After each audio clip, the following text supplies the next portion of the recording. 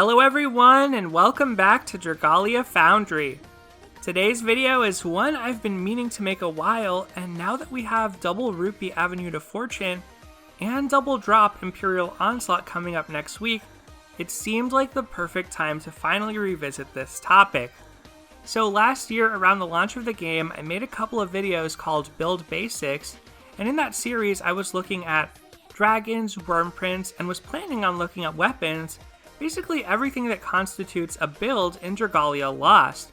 However, I put off weapons thinking that we were going to get some changes to them, and it's been a long time since then. We did get some new weapons with Void Battle, but really a lot of the basic fundamentals of what weapons to craft and win haven't really changed.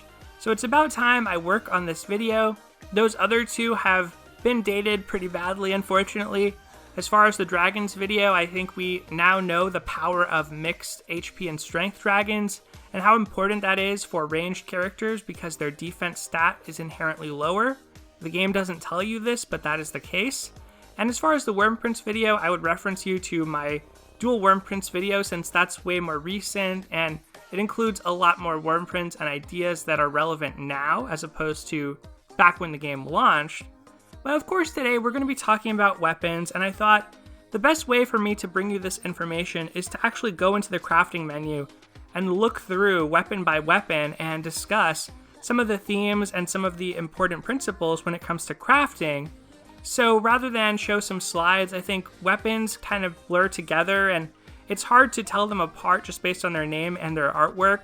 So I think it's actually a lot easier to see it this way in the trees and go through everything this way, so that's what we're going to do today.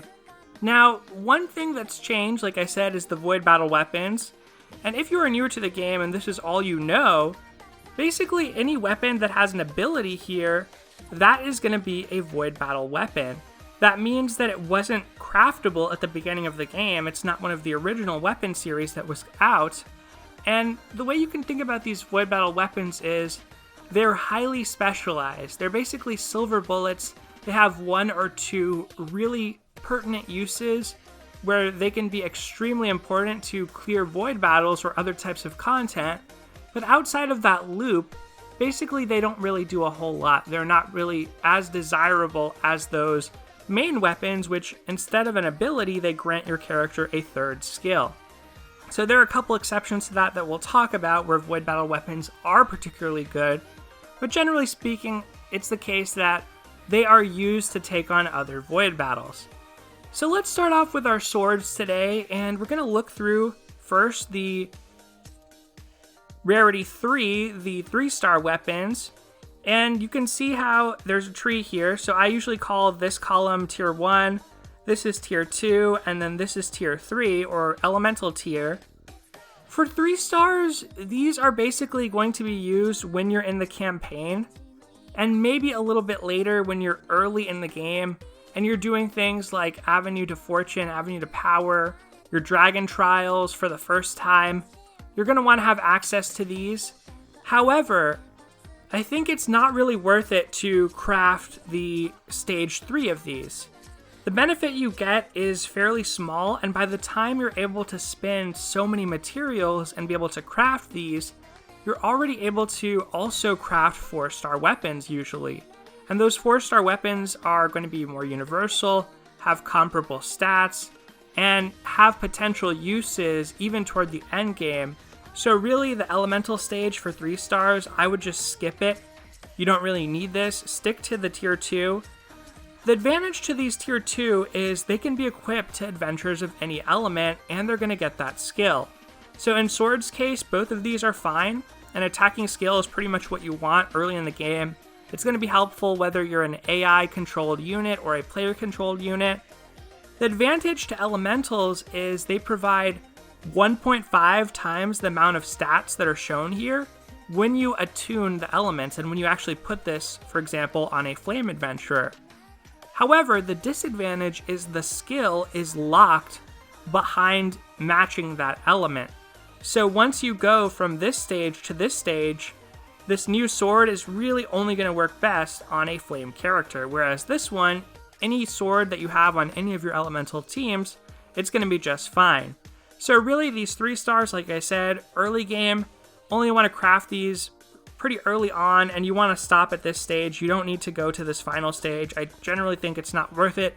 There are a few exceptions to this in staffs that we'll talk about, but for the most part, that's pretty much where you want to stop. Now we're going to look at the 4 stars. We're going to skip over the void weapons for now. So we'll look at the 4 stars. Generally speaking, once you're able to craft the tier 2 in the 4 stars, you are in pretty good shape to take on things like the challenge battles for the current facility event, or things like the EX raids where you want to get that timed clear.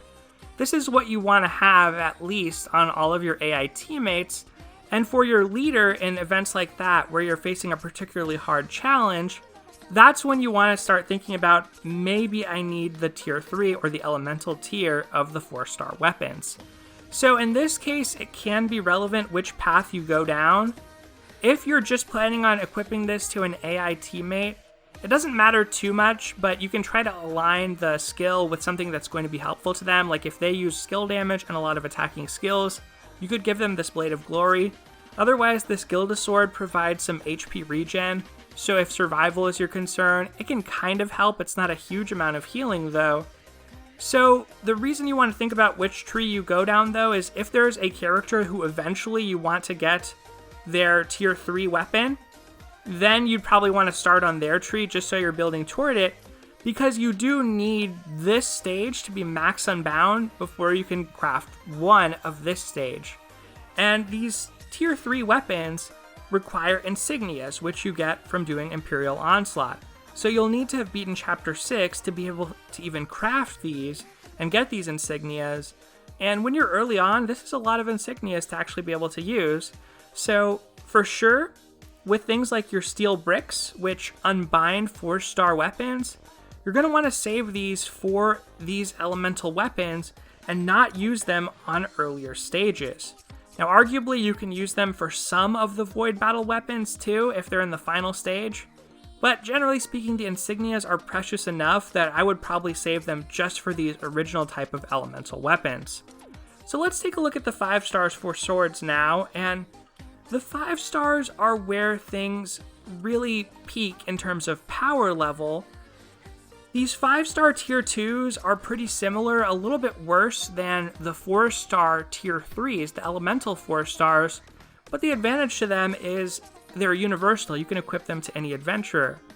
The disadvantage is these cost twinkling sand to craft, and this is a very precious material. You only get about 4 of these per event if you actually clear it out fully every time a limited event rolls around. So for instance, when a raid comes around or a facility event comes around, that's the only time you're going to be able to collect these, and sometimes you can get them as a bonus drop randomly, but generally speaking, these are kind of time gated. So this is the one thing that you really want to consider before you're crafting any 5-star weapons.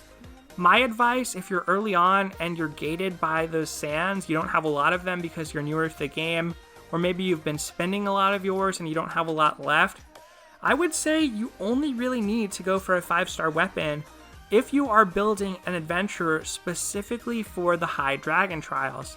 Otherwise, you can probably get away with those 4-star weapons.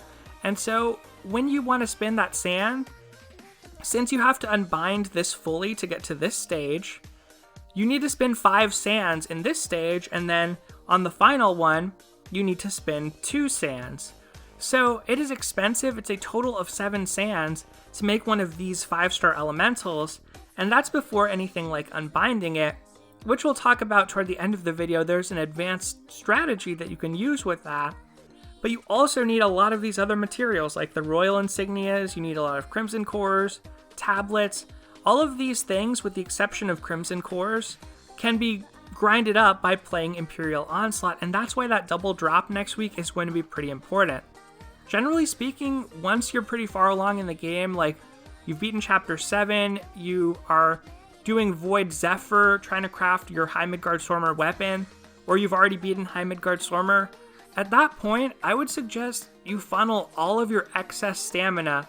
After collecting your daily bonuses, you pretty much want to put all your excess stamina and your excess wings, in particular, wings being more efficient, into Imperial Onslaught. Now, that's not the case when there's double rupee events happening, then you want to get rupees, but generally speaking, that is what you want to do because you need a lot of Imperial Onslaught.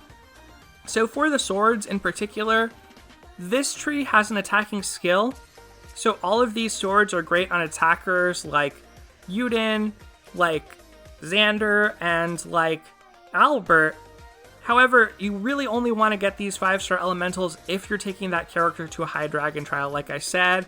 And if Twinkling Sands are short for you, I wouldn't even craft this tier 2 because that's essentially a commitment to go down that path eventually if those are in precious supply or short supply. So the other tree, the Graham, that provides a defense buff that can become the Wind or Shadow Sword. This is also pretty relevant in the end game. Any defense buff on a weapon has potential because in those endgame fights, the first thing that happens is there's an opening blast that's unavoidable. And if your character doesn't survive or meet the HP check to actually survive that, you can't even participate in the fight. So if a character has skill prep and a defense buff like this, they can use that to lower the entry requirements.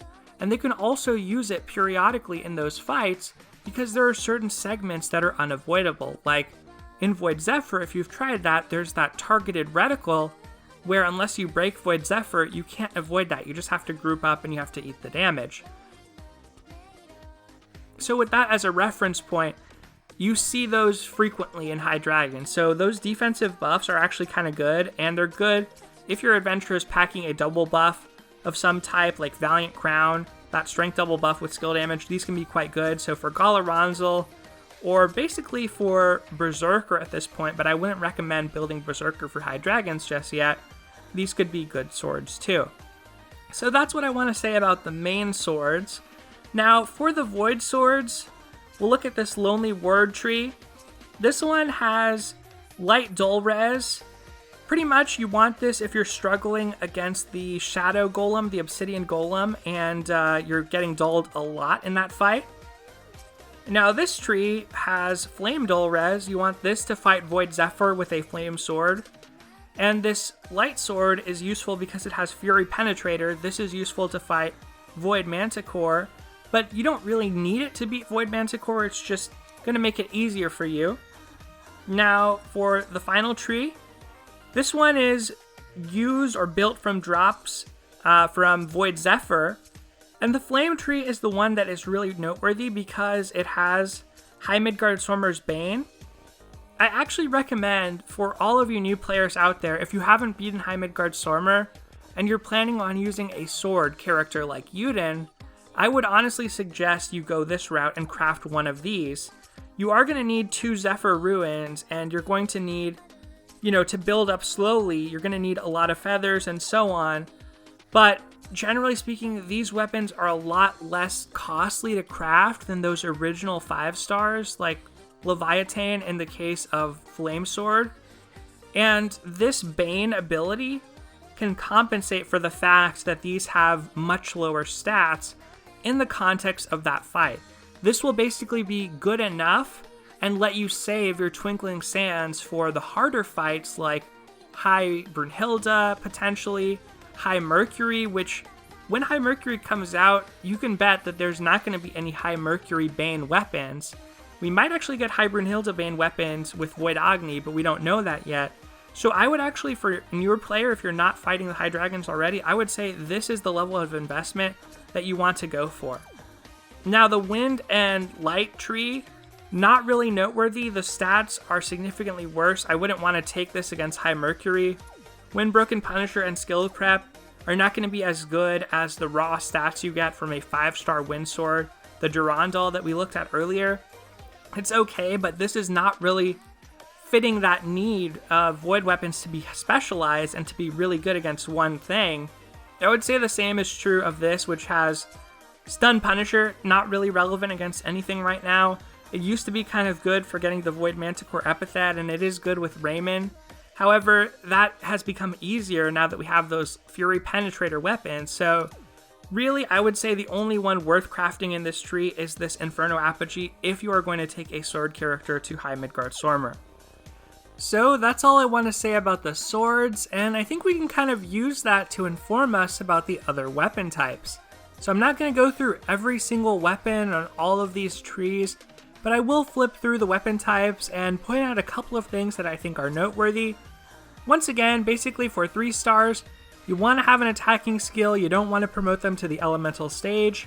For 4 stars, it's worth looking at any weapons that have a defense buff because, in combination with skill prep, that can let you do some shenanigans in the end game, lower the entry requirement with those opening blasts. So that's how you can use these blades to have Mikoto or Ieyasu defeat Hybernhilda, and you can use this one to take Adis or Musashi into High Midgard Swarmer. Basically, those defense buffs are always worth looking at for that reason if you want to do something tricky with your Chocolatier's Wormprint that provides 100% skill prep. Other than that though, the Blade Tree also has these anti-High Midgard Swarmer weapons, so it has Sky Render.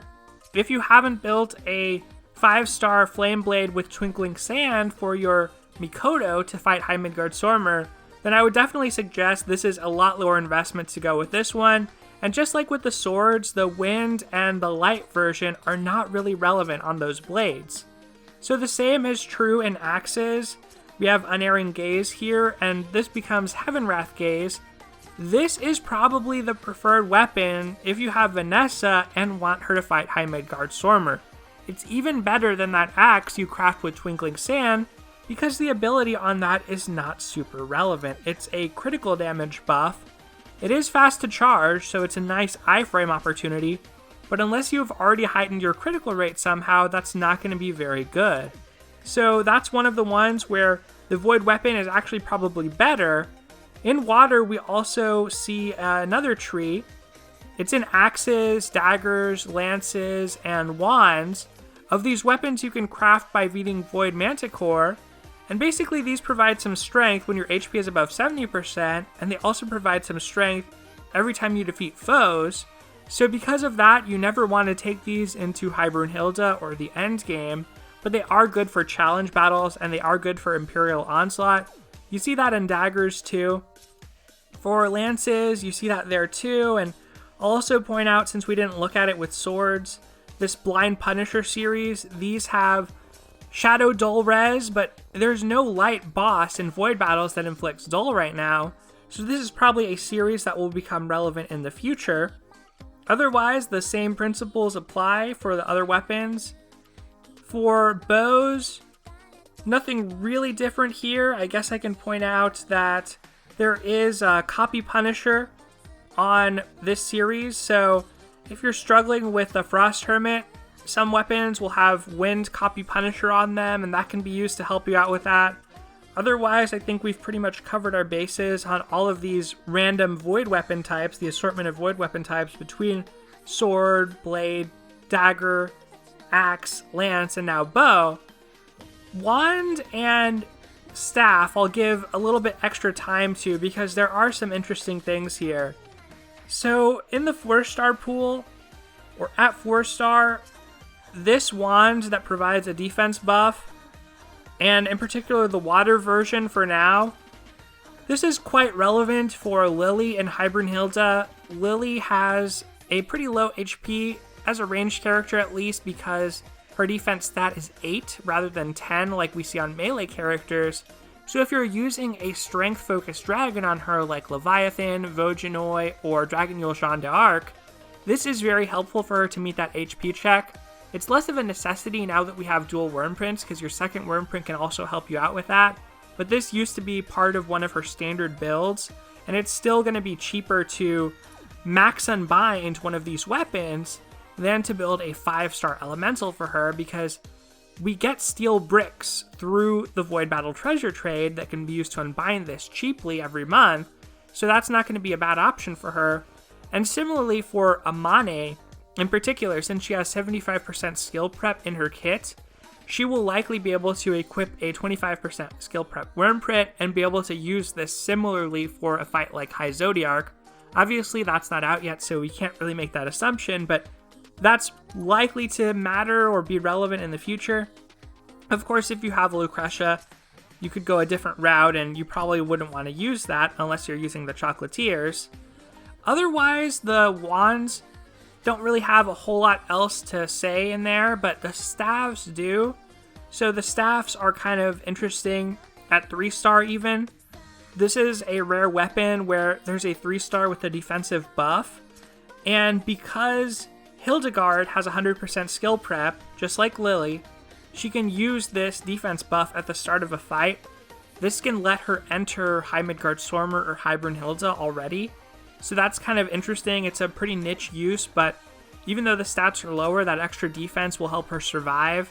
And similarly, the Megadoth Wisp, you can use this on Heinwald because he has 100% skill prep. He's not as great of a healer as Hildegard, but he does deal more damage, so that's the trade-off he has. Otherwise, these are just basic 3-stars with attacking skills. The Wind one does have a defensive buff too, so you could use this on Lowen, but we'll get in a moment to a staff that's even better on Lowen, so that's the reason I don't really bring that one to attention or call that one out as being especially good. These are not really great, so because staffs are not focused on damage dealing, I don't think you really care for having dull res. It doesn't really matter. So this is the one weapon type if you're fighting Void Zephyr, where I would say, even though you can use the dull res weapon, not really worth it. And as far as the Light Fury Penetrator, not really needed either against Void Manticore, but that is a fight where it's nice to have a healer sometimes, so it wouldn't be too bad to have. I just don't think it's really worth the resources to craft. Finally, let's get into the Forever Sky Tree though, because this one is quite relevant and it's quite different than what we saw in blades and axes and in swords. So in this case, we have the flame, the wind, and the light weapon once again. This light weapon has skill prep of 50%, and it provides recovery potency. This is quite good on Vixel, because Vixel has inherent skill prep of 50%. If he's a 5-star, this will bring him up to 100% and give him some extra recovery potency. So this is pretty good for him, but Vixel doesn't have too much of a niche right now as a light character with sleep res. That's the one drawback. Rise and Fall, absolutely amazing on Lowen. I would argue this is the preferred weapon for Lowen going into High Mercury. It's going to provide extra healing, and that skill prep of 50% puts him to 100% because he has 75% inherently. By getting to 100% skill prep, Lowen has a team defense buff and max HP buff that he can cast at the beginning of that fight. So that is extremely relevant for him. It's one of the void weapons I think is most relevant for crafting for the end game. The flame one, not super important. The flame skill case could be nice on a Verica or Valentine's Hildegard to make healing easier against High Midgard Swarmer. But Valentine's Hildegard already has skill prep of 100%, so she doesn't even benefit from this too much. Basically, if you're looking at this tree, you want to be looking at Wind if you have Lowen, or at Light if Vixel is your favorite character. And what also hurts the flame weapon in that tree is for staffs, Flame and Water have access to a really good 4-star staff. Because the damage output of your staff users is not as important as it is of your attackers, this is actually quite nice to be able to have this heal. It's an emergency heal that pretty much will fully restore anyone on your team. It's slow to charge, but it is a very powerful and potent heal. So this is really good for Verica or even Valentine's Hildegard, and this is really good for Thaniel. Basically, they are generally preferred to the 5-star options that I'll take a look at in a moment. However, all of these other ones, Wind, Light, and Shadow, have a really useless strength buff for 5 seconds, so maybe this could be relevant on Heinwald to get out a really big first skill, big damage, but you don't want these, and thankfully Lowen has a superior option, and thankfully for Light, someone like Hildegard, she can use that 3-star if you want a defense buff. Otherwise, if you're around for Halloween, there is an emergency heal 3-star weapon for Light, Vampire's Lantern, that you might have. Otherwise, we'll take a look at the 5-star. That's probably the best choice for her right now. So the 5-star Light and Shadow weapons have a damage dealing attack. It hits around the user, kind of nice for clearing off mobs on them in general content, and for Hindwall, the skill damage is good, and for Hildegard, it's okay. It's not bad. Finally, these 3 increase the user's recovery potency for 5 seconds. It's very short, so only cast this right before you're going to cast your other healing skills. It's not bad though, I mean it does help you with your healing. It's just that having that emergency heal tends to be better, even though this will give you more stats, and if you're using like a DPS build, this could be better for your healer, but generally speaking, that emergency heal is better, or in the case of low end, that skill prep is going to be better, unless you want to run some skill prep through your Wyrmprints. So that's pretty much what I want to say about the weapons. I think we've covered a lot of the more niche weapons. The last thing I want to talk about is a trick that you might use if you want to surpass that time-gated Twinkling Sand constraint. So this dismantle button, generally speaking, never going to be something that you really want to use. It's something you don't want to touch because it is very expensive to dismantle a weapon. You can see that it costs 4.5 million to dismantle a Flame Elemental Blade, a 5-star that I crafted for my Mikoto. And it already cost me something like 2.5 million just to get to this blade. It's pretty close to that. I don't think that's an exact number. But this is very expensive. The advantage to doing this is you get back the raw materials. And if you have Damascus ingots, which unbind 5-star weapons, either through your monthly treasure trade from Void Battles where you can get the Damascus crystals, or if you buy the monthly packs from the shop, or if you've gotten them as drops, or by getting them in the final mana circle of adventurers, the ingots actually don't come back out of the weapon. You actually get the underlying raw materials. So what you can do, and what I did a couple of months ago for my flame sword, is put in however many ingots you want. The cost in rupees doesn't change depending on the unbindings. So ideally you have a max unbound elemental weapon, and at that point you get basically 5 times the amount of materials here. So I would get 1,000 of these, I would get 10 of these, 5 of these, which themselves are max unbound, and you can unbind that second stage. They cost 750,000 each though to unbind. You get a ton of materials by doing this. I did this for my flame sword to get 1,000 of these, and that is how I was able to get my bow dojos up pretty much to level 30, basically to level 29, and I'm working on getting them to 30 now. That's also why I have a decent stockpile of Twinkling Sand considering how many elemental weapons I've crafted. It's basically because using those ingots, you can multiply your raw materials.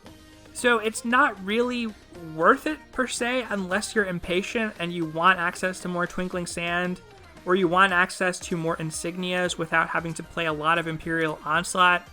This is definitely a very niche tactic. It costs a ton of rupees, so that's why I've grinded up so many rupees during this Avenue to Fortune in case I want to do this again one day. The thing about elemental weapons that have a skill, so not the Void Battle weapons, is they are powered up significantly when you max unbind them because they get access to level 2 of whatever their skill is. So it is worth considering whether you just want to save your Damascus crystals and Damascus ingots to actually power up those weapons. So here you can see the crystals. I think generally for most players, you probably want to save them and power up a weapon for a favorite character. Only really go in on those ingots if it's going to help you meet an HP check, or if you can get a weapon to max unbound. But here I'll show you in the treasure trade, this is what the ingots look like. So you can buy these in monthly packs. I was able to get one as a drop during the New Year's raid, and other than that, you can also get them by unbinding the final mana circle on your characters, and there will be a node that you can spend Champion's Testaments on to get Damascus crystals. So they're fairly slow to accrue, but that can be a long-term game plan for you if you want to get past the barrier as far as Twinkling Sand being a gate to what you can craft. But just remember that rupees will still be a gate in that case, and also, you know, your underlying materials like your insignias, that is still going to be a gate as well. So it's just something to think about. It can be a fun thing to do. You could, for instance, dismantle a max unbound bow, and if it were in this tree, the materials you get out, you can immediately craft. If you have the insignias, you could craft like one of each. So that is a fun trick, but not one that I would say is universal, not one to even think about if you're not fighting high dragons or haven't already defeated them. If you already maxed out a high dragon, like you already collected all the rewards from High Midgard Stormer, that might be a time to dismantle that flame sword, take it into retirement, and use those materials toward your dojos or to weapons for future high dragons. Like I said, it's pretty niche, but hopefully the rest of the advice in this video wasn't, and something in this video was helpful to you. Let me know in the comments below what you think of weapons, what your crafting plans are, what weapons you are using these double drops to focus on. I'd really love to hear what you have to say. Otherwise, everyone, thank you so much for watching. Take care, and I'll see you next time.